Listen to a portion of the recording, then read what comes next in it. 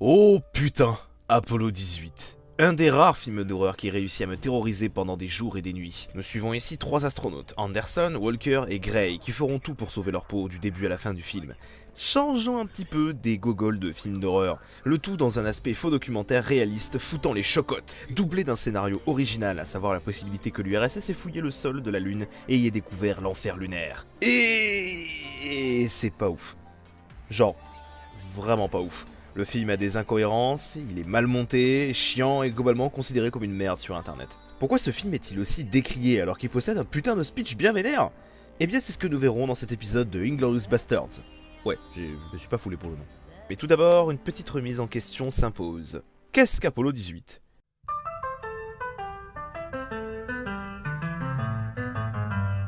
Nous sommes en 1946, tandis que le crépuscule de la guerre mondiale se ressent encore dans les esprits, l'aube de la guerre froide ne fait qu'émerger. Et tandis que le monde se préparait à ce qu'elle se réchauffe, les grands de ce dernier, quant à eux, se préparaient à un versant plus noble d'un conflit à armes égales, la conquête spatiale. Les premiers tests sont effectués sur des petits êtres vivants. Les ingénieurs et scientifiques américains et soviétiques conçoivent dès les années 50 des fusées capables d'envoyer des êtres humains hors de la surface terrestre. Alors que la conquête spatiale semblait pencher en faveur des soviétiques au début des années 60, les Américains inaugurent le programme Apollo visant à envoyer un homme sur la Lune et de le ramener vivant sur Terre d'ici 1970. Peinant à suivre, les Soviétiques finissent par complètement perdre leur statu quo avec les Américains lors de la mort de Sergei Korolev en 1965, leur principal ingénieur. Quoi? Ah, faut que je change. Ok, excusez-moi. La suite, vous la connaissez tous. En 1969, après le succès des programmes Apollo, sauf le premier, les Américains parviennent à faire le tour de la Lune avec Apollo 10, et enfin poser un homme sur la Lune avec Apollo 11. It's one small step for man, one giant leap for mankind. Lorsque Neil Armstrong et le bon vivant Buzz Aldrin posent un pied sur la Lune, les Soviétiques comprirent que pour eux, la conquête spatiale, c'était fini. Cependant, après les exploits d'Apollo 12, Apollo 13 manque de peu de tuer tout son équipage, et la guerre du Vietnam s'enlisant eut raison de la conquête spatiale américaine. En 1975, à l'occasion de la détente entre les deux blocs, sera organisée la mission Apollo-Soyouz, visant à une réunification aérospatiale mettant fin à la guerre des étoiles.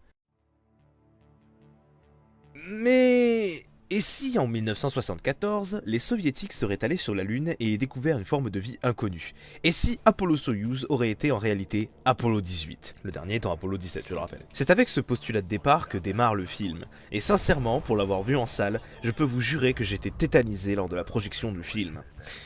Bon, aussi parce que j'avais 10 ans, mais chut! Là où le film est vraiment très impressionnant, c'est dans son aspect réaliste et faux documentaire qu'il aborde. Les effets spéciaux du film, sauf peut-être ceux des aliens, ouais, c'est pas ouf, mais j'y reviendrai, rendent hommage aux différentes images de la mission Apollo. La photographie adopte aussi les grains de ces dernières. Elle est signée José David Montero, qui est le meilleur pote du réalisateur du film, on en reparlera juste après, et en plus avait déjà travaillé avec lui sur un court-métrage en found footage. Les décors sont aussi somptueux et nous font réellement croire à une mission lunaire. Ah oui, et c'est à voir en VO. Ça renforce l'immersion. De plus, les acteurs sont plutôt convaincants, et personnellement, un cliché que je déteste dans les films d'horreur, c'est lorsque les personnages se comportent comme des cons, en se faisant peur les uns les autres. Mais dans Apollo 18, c'est justifié par le fait que, durant les précédentes missions Apollo, les astronautes se comportaient aussi comme des cons durant ces dernières. Bref, ce film a tout pour être un chef-d'œuvre, et je ne plaisante pas et je pèse mes mots. Alors... pourquoi ce film est-il raté? Eh bien, pour deux raisons principalement, la mise en scène et le rythme. Le film se présente comme un métrage trouvé, à savoir un found footage. Il s'agit d'un style de film caractérisé par un minimalisme dans les effets spéciaux et du fait que tout le film est filmé à la caméra à l'épaule, et qu'elle est intégrée dans l'univers du film. Sauf qu'en 2011, le public il en avait ras le cul du found footage, genre vraiment, entre Blair Witch qui était sorti il y a 12 ans et le Paranormal Activity d'Oren Peli depuis 5 déjà, les gens en avaient plein le cul. Et en plus de ça, ce même Oren Peli sortait son nouveau film en 2011, alors les producteurs avaient tout intérêt à se dépêcher pour la sortie du film, pour engranger le plus de pognon. En parlant des producteurs, je me dois de vous les présenter un minimum. Timur Bekmambetov, le réalisateur de l'ignoble Wanted et du sympathique Abraham Lincoln, chasseur de vampires, ainsi que Harvey et Bob Weinstein. Non, c'est pas une blague, c'est vraiment eux les producteurs exécutifs du film. Et maintenant nous allons parler du plus gros problème du film, le rythme. Ce film est long, ce film est chiant, mais chiant. Mais vous allez vous emmerder comme jamais devant ce film, putain. Tellement il ne se passe rien. Mais pourquoi alors? Eh bien, parce que la production fut catastrophique. Le montage pour être précis. A l'origine, les producteurs avaient envisagé Trevor Cowwood, un spécialiste des effets spéciaux, pour le réaliser. Sauf que, suite à des différends artistiques, il quitta le navire, et je le comprends tellement. Il fut donc remplacé par Gonzalo López Gallego, un réalisateur espagnol qui n'avait jamais tourné en anglais jusque-là.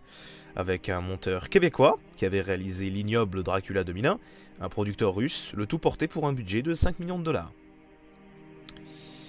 Vous la sentez la couille venir là? Genre vraiment. Alors le tournage a été assez serré. Le résultat? Eh bien il y a beaucoup de scènes coupées. Non, attendez, excusez-moi. Il y a beaucoup de scènes coupées. 9 minutes de scènes plutôt stylées, notamment les images filmées par les Russes, qui pour le coup auraient rajouté le réalisme du film. Une scène à la cafétéria pour expliquer le lien qui unit les différents personnages. Et ensuite nous avons 15 minutes de scènes et de fin alternatives, confirmant que le montage a été globalement un enfer. La fin a même été réécrite plus de 17 fois selon le réalisateur. Le principal problème durant le tournage et le montage étant linguistique. Comme je le répète, le monteur est canadien et le réalisateur espagnol. C'est d'ailleurs une méthode d'Hollywood ça, embaucher un réalisateur étranger, pas trop bilingue pour imposer leur final cut. Je plaisante pas, allez voir la vidéo de Monsieur Bobbin sur Alien 4, vous allez pleurer. Et pour vous confirmer tout ça, voici un commentaire du réalisateur que l'on trouve dans les commentaires audio du film. Je suis Gonzalo López Gallego, réalisateur du film. Tout d'abord, excusez mon anglais, qu'est-ce que je vous disais? Je commencerai par dire que ce film est tout chaud. Il y a 15 jours, on modifiait encore le montage, ou 8 ou 3, je ne sais plus. Patrick Lussier, le monteur, déclare à son tour « Il y a 3 jours, tu modifiais encore la fin ». D'ailleurs, on apprend durant ces commentaires audio que la photographie ainsi que la scène d'introduction est une décision prise au dernier moment par le réalisateur et le monteur pour introduire les personnages, ce que les producteurs finirent par accepter. On donne une légion d'honneur à ces types! Et je ne parle même pas des scènes alternatives qui contredisent tous les pouvoirs des aliens, c'est quand même du foutage de gueule pour le scénariste. Cela dit, Weinstein et son pote ont quand même rajouté quelques bons trucs. Des éléments plutôt horrifiques tels que des jumpscares.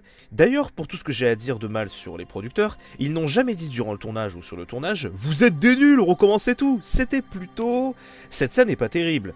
Bah recommencez là. Ah, et dépêchez-vous sinon Ron Penny va nous liquer. » Bref, le monde n'est ni noir ni blanc, il est gris. Comme ce film au final.